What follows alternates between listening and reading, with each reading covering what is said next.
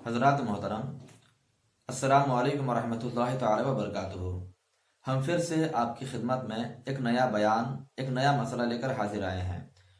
हम ये कह सकते हैं कि हम आपकी इस्लाह के लिए एक नई बात लेकर के आपकी बारगाह में हाजिर आए। हम ये देखते हैं कि बहुत सारे लोग आज भी इस चक्कर में पड़े रहते हैं, इस फिक्र में पड़े रहते हैं कि गुस्ल कब वाजिब है।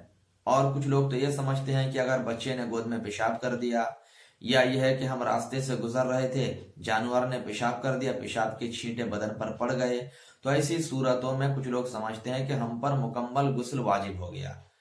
और कुछ लोगों को कहिए कि भाई आइए मिलाद शरीफ में बैठिए, तो वो बरजस्ता यही बोलते हैं कि हमें गुस्ल करना है, नहाए नहीं है। तो लोग ये समझते हैं ना कि आम हालात में भी आदमी के ऊपर गुस्ल फर्ज या वाजिब हो जाता है। हालांकि मसला ऐसा नहीं है। आज की वीडियो में मैं इंशाअल्लाह तबारक व तआला आपको ये बताने की कोशिश करूंगा, ये समझाने की कोशिश करूंगा कि गुस्ल कब कब वाजिब होता है, ताकि आपके ऊपर भी थोड़ा मसला हल्का हो। क्योंकि शरीयत में सख्ती नहीं है, हमारी शरीयत बहुत प्यारी शरीयत है, इसमें बहुत आसानियां हैं। हम समझते नहीं और खुद इसको मुश्किल करके बैठ गए हैं। दिक्कत की बात यही है। अब आप बताइए ना, ये ठंडी का मौसम है, अगर बच्चा गोद में पेशाब कर ले और आप ये समझें कि हमारे ऊपर गुस्ल वाजिब हो गया, तो इसका मतलब एक दिन में 2-3 बार गुस्ल करना भी तो मुश्किल काम है। इसका मतलब आप आज दिन भर की नमाज भी छोड़ देंगे, आज आप बहुत सारे इबादत को भी छोड़ देंगे, कुरान की तिलावत भी नहीं करेंगे इसी वजह से।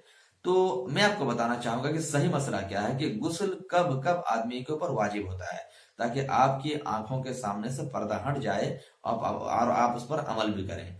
नंबर 1, गुस्ल कब वाजिब होता है।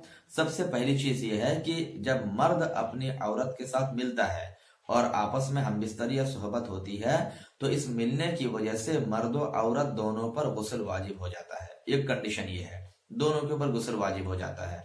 नंबर 2, जब एहतलाम हो, एहतलाम को इंग्लिश में नाइट फॉल्स कहते हैं और बांग्ला में इसी को स्वप्नदोष कहा जाता है। ये चीज सिर्फ मर्दों के साथ खास नहीं है। कुछ लोग ये समझते हैं कि ये सिर्फ मर्दों को होता है, नहीं, ये औरतों को भी होता है। जिस तरीके से स्वप्नदोष मर्दों को होता है, ऐसे औरतों को भी होता है। फर्क यह है कि मर्दों का ज्यादा होता होगा, औरत को कम होता होगा। बहरहाल, अगर किसी ने गंदा ख्वाब देखा और ख्वाब देखने के बाद उसको एहतलाम हो जाता है, नाइट फॉल्स हो जाता है, तो ऐसी सूरत में मर्द और औरत जिसको भी ये हो, उसके ऊपर गुस्ल वाजिब हो जाता है। ये दूसरी चीज से जो मैंने बयान की। नंबर 3 पर यह है कि इंसान के बदन में जो मनी होती है, स्पर्म्स, वो चीज इंसान के बदन से यानी पेशाब के रास्ते से शहवत के साथ, जोश के साथ, मजे के साथ बाहर आ जाए। अगर ऐसी चीज बदन से मजे के साथ बाहर आती है, तो उस सूरत में भी आदमी के ऊपर गुस्ल वाजिब हो जाता है। अब इसके बाहर आने की कई सूरतें हो सकती हैं। एक सूरत तो इसकी ये भी हो सकती है कि आदमी कुछ गंदा नजारा करे। आज तो सोशल मीडिया का दौर है, इंटरनेट पर सारी दुनिया आ गई है, तो मोबाइल में अच्छी चीज भी है, गंदी चीज भी है। तो कोई गंदी चीज देख रहा था और देखते देखते जोश के साथ, मजे के साथ मनी बाहर आ गई, तो ऐसी सूरत में उसके ऊपर गुस्ल वाजिब हो जाएगा। इसी तरीके से मान लीजिए कि माज़अल्लाह रब्बिल आलमीन किसी ने हाथ से यह गंदा काम कर लिया और शहवत के साथ मनी बाहर आ गई, तो उस सूरत में भी आदमी के ऊपर गुस्ल वाजिब हो जाएगा। तो ये 3 चीजें मैंने बताई। अच्छा, 2 चीजें और हैं जो औरतों के साथ खास है।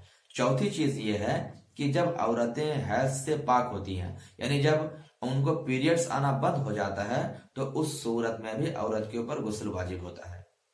और 5वीं चीज क्या है? 5वीं चीज है निफास जब आना बंद हो जाए। निफास किसे बोलते हैं? उर्दू जुबान में निफास का मतलब यह होता है कि जब औरतों को बच्चा पैदा होता है, तो उसके बाद कुदरती तौर पर उनको खून आता है। किसी को 30 दिन, किसी को 35 दिन, किसी को 40 दिन। अब जिस औरत को जितना भी दिन खून आए, जब वो खून आना कंप्लीटली बंद हो जाए, तो उसके बाद औरत के ऊपर गुस्ल वाजिब हो जाता है। तो ये 5 कंडीशंस हैं, 5 सूरतें हैं जब इंसान के ऊपर गुस्ल वाजिब होता है। नंबर 1, मर्द का औरत के साथ सोहबत करना। नंबर 2, रात में गंदे ख्वाब देख करके नाइट फॉल्स का हो जाना। नंबर 3, मनी का शहवत के साथ पेशाब के रास्ते से बदन से निकल जाना। नंबर 4, औरत का हैज से पाक होने के बाद। और नंबर 5, औरत का निफास से पाक होने के बाद। तो इन 5 सूरतों में गुस्ल करना वाजिब है। अब जब आपने ये जान लिया کہ 5 صورتوں میں غسل کرنا واجب ہے، تو اس کا مطلب یہ ہوا کہ اس کے علاوہ جو کنڈیشنز ہیں ان صورتوں میں غسل کرنا واجب بالکل بھی نہیں ہے۔ یہ لوگوں کی غلط فہمی ہے۔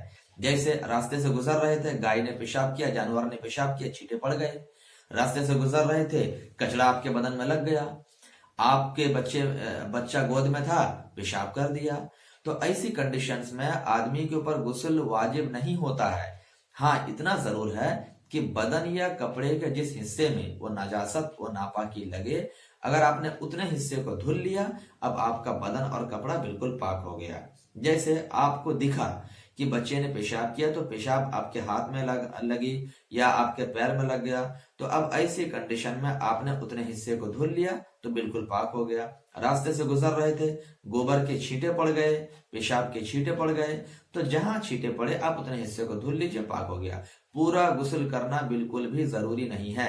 یہ بلا وجہ لوگ پورے غسل کے چکر میں نماز چھوڑ دیتے ہیں، تلاوت قرآن چھوڑ دیتے ہیں، محفل میلاد چھوڑ دیتے ہیں، بلا وجہ کی بات ہے۔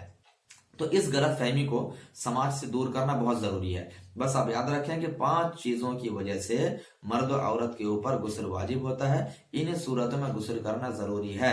اس کے علاوہ باقی کنڈیشن میں کہیں پر غسل کرنا سنت ہوتا ہے تو کہیں پر مستحب ہوتا ہے، اور ایک الگ ٹاپک ہے۔ امید کرتا ہوں کہ آپ یہ مسئلہ سمجھ گئے ہوں گے، اور یہ بھی امید کرتا ہوں کہ آپ اس پر عمل بھی ضرور کریں گے، خود سیکھیں گے، دوسروں کو سکھائیں گے، دوسروں کو بتائیں گے، تو انشاءاللہ تبارک و تعالی ہمارے سماج سے جاہلانہ رسم و رواج اور غلط فہمیاں بہت جلدی ختم ہوتے ہوئے نظر آئیں گے۔ اللہ رب العزت ہم سبوں کو صحیح توفیق عطا فرمائے۔